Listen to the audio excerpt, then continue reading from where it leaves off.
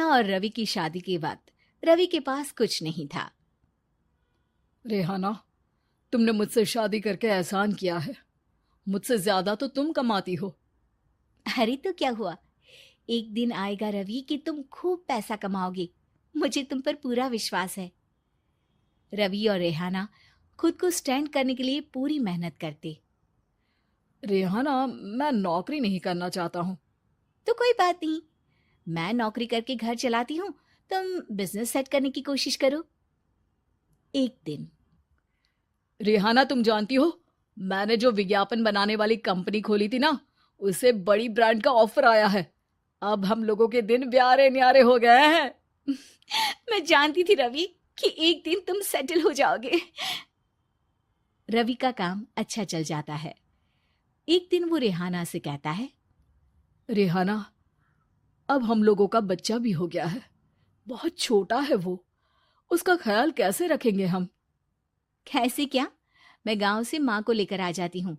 नौकरी से half day ले लिया करूंगी। अभी तो वो छोटा है, स्कूल जाने तक मैं मैनेज कर लूंगी। देखो रेहाना, मैं अब अच्छा कमा रहा हूँ। तुमको नौकरी करके परेशान होने की कोई जरूरत नहीं है।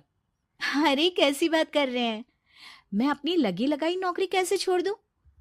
और मैंने तो सुना है हम लोगों को कुछ ही महीनों में सरकारी नौकरी मिल जाएगी।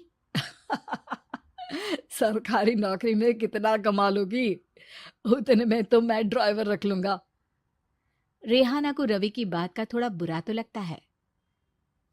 कम से कम मेरी नौकरी की इतनी बेइज्जती मत करो। भूल गए, इसी नौकरी के बदौलत तुमने अपना बिजनेस खड़ा किया है। अरे वो तो मैं किसी के भरोसे भी कर लेता। देखो, अपने बच्चे को संभालो, घर का काम करो। अब बाहर जाती तुम अच्छी नहीं लगती हो। रेहाना रवि के कहने पर नौकरी तो छोड़ देती है, लेकिन अब बड़े से घर में उसकी कीमत किसी नौकर से कम नहीं होती। एक दिन रवि का दोस्त आता है। भाभी, हम लोग तो आपको तब से जानते हैं जब से आप लोग शादी होकर इस शहर में आए थे। आपकी बदौलत ही सारा बिजनेस खड़ा हुआ है। ये किस्मत तो आप ही की है भाभी। हाँ हाँ भाई, हमारी मेहनत तो कुछ है ही नहीं। अरे होगी, लेकिन भाभी की किस्मत के आगे कुछ नहीं। दोस्त वहां से चला जाता है, लेकिन रवि का गुस्सा सातवें आसमान में होता है। देखा कैसे बोल रहा था? अरे बिल्कुल अच्छा आदमी नहीं है ये। कैसी बात कर रहे हैं आप? प्रशांत भैया तो बहुत अच्छे इंसान है रवि। कैसे उन्होंने हमारे मुश्किल वक्त में हमारा साथ दिया था। अरे था पैसा तो साथ दिया, नहीं तो कौन पूछता है? रवि का व्यवहार पैसा आते ही अलग हो गया। वो बंदे को बंदा नहीं समझता। घमंड से घिरे रवि ने तो एक दिन हद ही कर दी। रेहाना, मैं अब तुम्हारे साथ नहीं रह सकता हूँ। क्या क्या बकवास कर रहे हो रवि? क्या कहना चाहते हो? और क्यों नहीं रह सकते तुम मेरे साथ?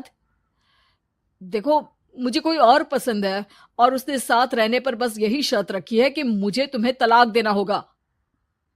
रेहाना, जो कि एक स्वावलंबी महिला थी, उसने बिना देर किए रवि को कह दिया, कोई इश्यू नहीं, मुझे पैकिंग में 4 दिन का वक्त लगेगा, लेकिन तब तक मैं तुम्हारे साथ नहीं रहूंगी। 4 दिन के लिए तुम कहीं और शिफ्ट हो जाओ, मैं घर से निकलूंगी तो बता दूंगी। रवि घर छोड़कर चला जाता है। रेहाना को दुख होता है, वो रोती है, लेकिन व्यवहार से स्ट्रांग रेहाना को पति के वापस आने का और उसे सबक सिखाने का पूरा भरोसा था। फिर एक दिन, अरे शुशिका, कब शादी करोगी तुम मुझसे? यार मैंने तो सोचा था तुम शादी से पहले मुझे विदेश लेकर जाओगे, महंगी कार दिलाओगे। अरे सब दिला दूंगा, लेकिन पहले मुझसे शादी तो कर लो। हाँ हाँ, क्यों नहीं।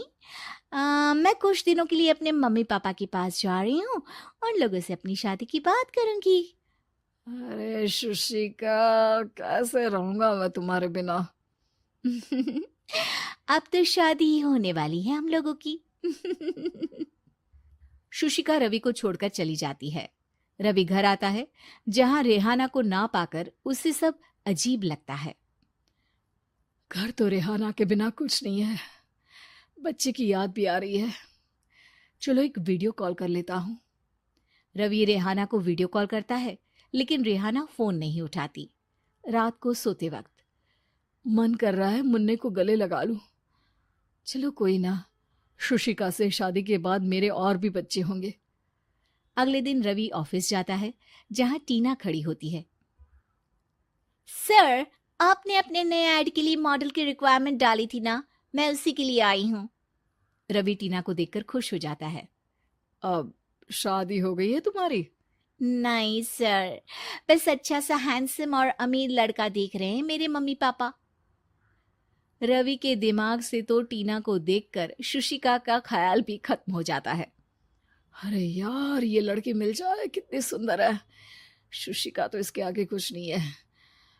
आ, अब क्या तुम्हें ऐसा नहीं लगता कि मुझसे मिलकर तुम्हारी ये खोज खत्म हो गई है?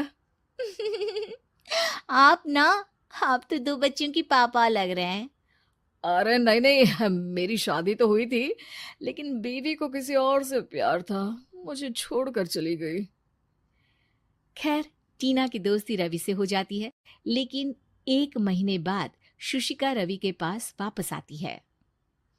मेरे मम्मी पापा तुमसे मिलना चाहते हैं, लेकिन उन लोगों को ये मत बताना कि तुम पहले से शादीशुदा हो, और हाँ, शादी से पहले अपनी सारी प्रॉपर्टी तुमको मेरे नाम करनी होगी। अरे पागल, अब मैं तुमसे शादी ही नहीं करना चाहता। भला ऐसी लालची औरत से कौन शादी करेगा? तभी वहां टीना आ जाती है। रवि, ये पागल सी औरत कौन है? देखो, तुमने ही कह दिया ना पागल, तो पागल ही है। पता नहीं कौन है, कह रही है शादी कर लो, लेकिन शादी से पहले अपनी सारी प्रॉपर्टी मेरे नाम कर दो। बोल तो सही रही है। वैसे तुम जानती हो, मेरी एक सहेली है, उसके पति ने उसे पैसा आते ही छोड़ दिया, जबकि उसको खड़ा करने वाली ही मेरी सहेली थी। और मुझे भी भरोसा नहीं है। अगर मैं भी तुमसे शादी करूंगी तो तभी, जब तुम मेरे नाम अपनी सारी प्रॉपर्टी कर दोगे। अरे हाँ हाँ, क्यों नहीं, बिल्कुल कर दूंगा। रवि और टीना की शादी की तारीख तय हो जाती है। वो अपनी सारी प्रॉपर्टी के कागज लेकर शादी वाली जगह पर पहुंचता है, लेकिन वहां टीना आती नहीं।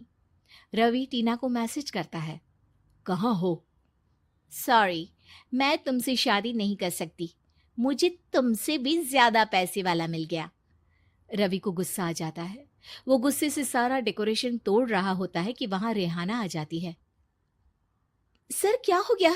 क्या डेकोरेशन पसंद नहीं आई आपको? अ, तुम यहाँ क्या कर रही हो? मैं यहाँ की डेकोरेटर हूँ। क्या आपको पसंद नहीं आई यहाँ की सजावट? रवि दौड़कर रेहाना के गले लग जाता है। मुझे माफ कर दो रेहाना। रवि रेहाना के गले लग जाता है और रेहाना टीना को थैंक्स का मैसेज करती है।